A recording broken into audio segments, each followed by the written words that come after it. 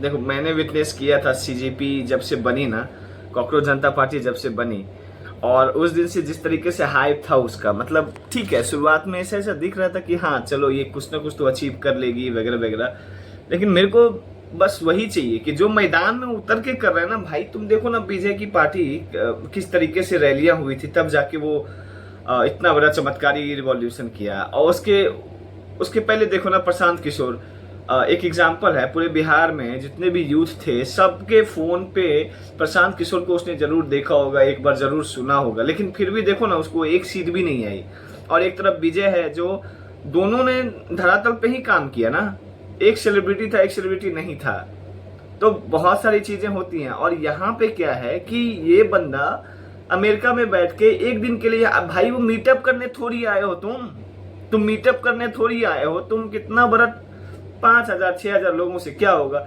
हो सकता है जो 5,000 लोग इस बार आए थे उसमें से 10% लोग वापस से आए, बाकी लोग नहीं आएंगे और कुछ नया चेहरा आ जाएंगे, फिर से 5-6 हजार लोग आ जाएंगे। इससे ज्यादा क्या दिल्ली में तुम गैदर कर लोगे, इससे ज्यादा क्या गैदर कर। कितनी बड़ी पार्टी बीजेपी है, उसको तो बस में भर भर के ले जाना पड़ता है लोगों को किसी भी चीज के इनॉग्रेशन में या जब भीड़ जुटानी हो तो।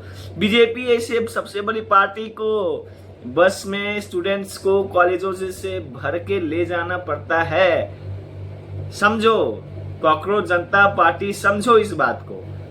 कांग्रेस के रैली में कुर्सियां खाली रहती हैं, तुम सीजेपी वाले कैसे सोच लिए कि तुम अपने युवाओं को घसीटा, युवा तो और एसी में रहने वाले आदमी है यार, तुम कैसे समझाओ यार। मतलब हाँ, ऑनलाइन तुम जितना दबाव डाल सकते हो, ट्विटर पे ट्रेंड चला के, हैशटैग चला के, रील वायरल करके, मतलब जो भी तुम ऑनलाइन कर सकते हो तुम डेफिनेटली अच्छा कर रहे थे। तभी जाके एक हफ्ते के अंदर 20-20 मिलियन के आसपास फॉलोअर इकट्ठा करना is not an easy task, ठीक है। किसी भी के लिए भी, राघव चड्ढा भी नहीं कर पाया था, उसको भी महीनों लग गए थे पीआर चलाने में, वो इकट्ठा करने में। तुमने एकदम से एक रिवॉल्यूशन इसीलिए हुआ, ऑनलाइन रिवॉल्यूशन हम बोल सकते हैं, वो इसीलिए हुआ कि नीट का एग्जाम पेपर लीक हुआ था, कैंसिल हुई थी पेपर, इससे पहले भी हो रखी है। धर्मेंद्र प्रधान ही थे, उन्होंने ही आके, हाँ हमें पता है धर्मेंद्र प्रधान लायक नहीं है, अगर वो हमारे क्लास का बच्चा होता तो वो सबसे पीछे बैठा होता, लात जूता खा रहा होता, सिंपल है वो। लेकिन वो जिस जगह पे है, जिस पार्टी से है, वहां पे लात जूता नहीं खाएगा, वहां पे उसको बस थोड़ा सा बोला गया कि अरे यार थोड़ा सा देख लो, थोड़ा सा ये कर लो, वो अपना हाँ करता हूँ सर, करता हूँ सर, करता हूँ सर, करता हूँ सर, इससे ज्यादा उसकी औकात ही नहीं है। ट्रस्ट मी, वो बंदे की पर्सनैलिटी देख के लगता है, वो बंदे का जो हाव भाव है, जो बोलचाल है, जो आंसर करने की तरह, जो रिस्पॉन्सिबिलिटी लेने का जो उसका बिहेवियर है, वो सब दिखता है। और तुम वीडियो मेरा देख रहे हो या हम जो वीडियो बना रहे हैं, हम तुम मूर्ख है क्या? हम तुम पढ़ के नहीं आए क्या? धर्मेंद्र प्रधान जी नहीं पढ़े होंगे, ठीक है, मूर्ख होगा वो, तभी वो अपने बेटी को विदेश भेजा कि ये जाके तुम विदेश पढ़ के आ, ठीक है। बहुत सारी बातें हैं, नहीं चला पाएंगे। आप ये देखो ना, मोदी जी 3-4 नाम हैं जो अच्छे काम करते हैं, कुछ कुछ चीजों में रह जा रहे हैं। अपने गृह मंत्री, अपने सड़क परिवहन मंत्री गडकरी जी का नाम मत लो, अब मैं भी नहीं लेना चाहूंगा, हो गया। मोदी जी इसीलिए कि मोदी जी अकेले कर रहे हैं, वो कम से कम वो सोचते हैं कि देश गर्त में ना जाए, देश सही तरीके से चले, हाँ। लेकिन जो उसके अंदर है ना, जो उसके नीचे काम कर रहे हैं, वो सारे लायक नहीं है। और ये चीज भी मोदी जी को कोई बताओ कि आप लायक हो, आपके 3-4 जो आसपास हैं वो लायक है, लेकिन बाकी जो आपके नीचे जो ट्री बनी हुई है, ये विधायक, सांसद और ये पंचायती राज तक जो मामला गया हुआ है, उसमें कोई लायक नहीं है, कोई ऐसा चेहरा भी नहीं। इवन मैं बिहार की बात करूं, दिल्ली की बात करूं, दिल्ली में देखो रेखा गुप्ता खा के रखी है यार, मतलब खा चुकी है, खा गई, सब खा गई। आम आदमी तो क्या ही खाएगा, वो लोग तो साला डर डर के वैसे भी काम कर रहा था, वो तो काम नहीं करता, बस चमका रहा था। वो खा रहा होगा नहीं रहा होगा मुझे नहीं पता, लेकिन ये तो बीजेपी वाले तो खाने में एक्सपर्ट है यार। कौन बताए 15 लाख करोड़ का घोटाला अभी हुआ है। मैं बोलते बोलते इतना खुश हो रहा हूँ क्योंकि मुझे पता है मैं सही बोल रहा हूँ, मुझे दिखता है, लेकिन उन लोगों को नहीं दिखता। छोड़ो, हटाओ।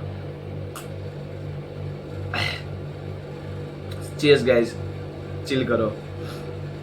और मैं थोड़ा बाहर से आया हूँ, नाक वाक थोड़ा भरा हुआ है मेरा।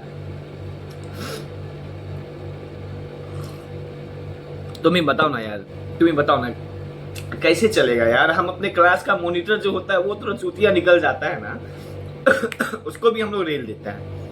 क्लास की मॉनिटर की बात कर रहा हूँ। और ये तो फिर भी देश के इतना बड़ा मुद्दा, इतना बड़ा आबादी अफेक्ट हुआ है। मतलब कैसे कि 30 लाख 40 लाख स्टूडेंट अफेक्ट होंगे तो भाई उसके फैमिली में मम्मी पापा हैं, उन दोनों को भी तो काउंट करोगे। तो 3 तो एवरेज ऐसे भी लेके चलो, है ना। 40 दिया 120, मतलब 1 करोड़ 20 लाख आदमी अफेक्ट हुआ है एक साथ। ये शायद छोटा ही आंकड़ा होगा। फिर अगर उनके रिलेटिव हैं, अब अगर तुम प्रोटेस्ट करने जाओ तो उसमें भी एक टेंशन है कि मेरा बच्चा प्रोटेस्ट करने गया है। बहुत सारी बातें हैं यार। मतलब मैं कैसे बताऊं, मेरे को बहुत सारे वीडियोस बनाने पड़ेंगे इसके लिए। लोगों ने बनाए हैं, लेकिन सबका अपना अपना पर्सपेक्टिव है ना। मेरा पर्सपेक्टिव अलग है।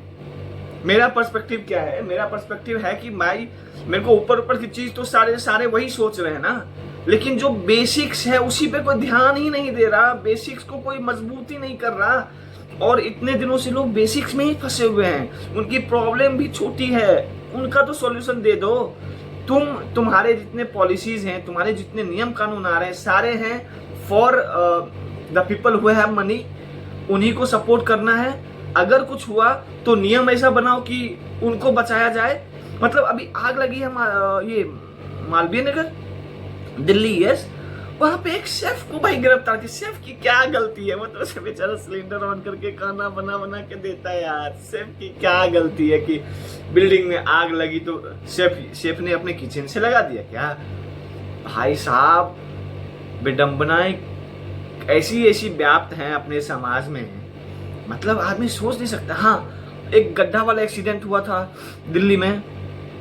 वो जो गड्ढे में एक लड़का इंजीनियर था, वो सॉफ्टवेयर इंजीनियर ही था शायद, बाइक से जा रहा था और वो गड्ढे में गिर के फंस के रह गया। और पकड़ा किसको गया? तो उस मजदूर को जिसने वो गड्ढा खोदा था, या शायद उसको भी कुछ हुआ था, जिसने उस इंसिडेंट को देखा था। जिसने उस इंसिडेंट को देखा था उसने इन्फॉर्म नहीं किया था, उसको अरेस्ट किया गया। या उसका यूपी में कहीं बुलंदशहर के आसपास घर था, उसके पास पुलिस गई थी उठाने। हे भगवान कैसी है रे विडंबना, कैसी है रे। मतलब सच बताऊं, अंधेर नगरी चौपट राजा, सुना था आपने कहानी ना?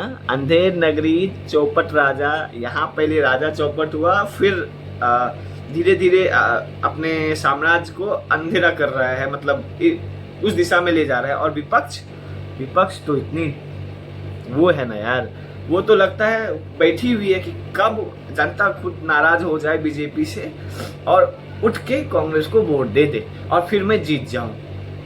नहीं तो भाई सत्ता पक्ष से ज्यादा एक्टिव ना विपक्ष को होना चाहिए। अगर उसको वापस से सत्ता में आना है तो ये सिंपल सी बात कांग्रेस को कौन समझाएगा यार?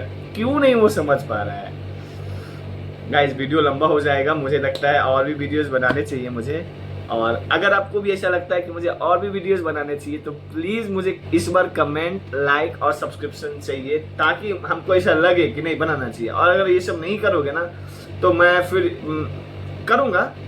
मेरे पास है कुछ काम करने को। ये वाला मैं जब बहुत ज़्यादा फ्री होता हूँ तब जाके मैं लॉन्ग वीडियोस बनाता हूँ, लेकिन मैं कोशिश करूँगा कि मैं लॉन्ग वीडियो से स्टिक रहूँ आने वाले टाइम में। और ठीक है, definitely gonna see you guys again in another video on another topic यही रहेगा, इसके इर्द गिर्द ही रहेगा। आप समझ चुके हो, आम इंसान, हमारी आवाज़, आम जनता की आवाज़, जो बेसिक्स है उस पर फोकस रहेंगी। इस पे मत जाना, इसको मैंने छोड़ दिया है मैंने नहीं छोड़ा, कंपनी ने निकाल दिया। Bye bye.